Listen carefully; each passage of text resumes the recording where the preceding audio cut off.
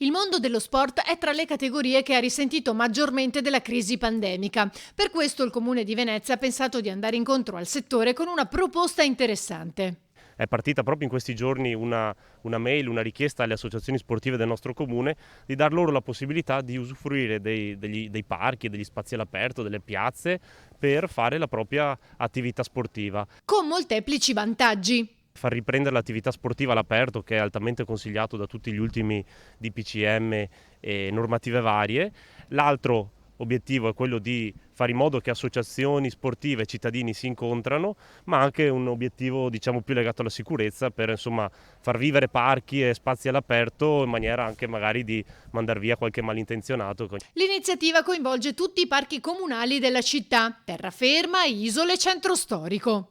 Cercheremo di organizzare dei piccoli eventi nelle piastre polifunzionali, in alcuni campi, insomma qualcosa del genere, ma poi proprio la volontà è di dare proprio la possibilità a ogni associazione di organizzarsi, naturalmente nei limiti del possibile che i posti insomma sono a disposizione, organizzare proprio dei corsi loro, penso che ne so alle palestre che sono chiuse, che non possono fare attività all'interno della palestra fino a non si sa quando, di fare delle attività, dei corsi all'esterno, nei parchi e dare la possibilità di utilizzarli quando vogliono.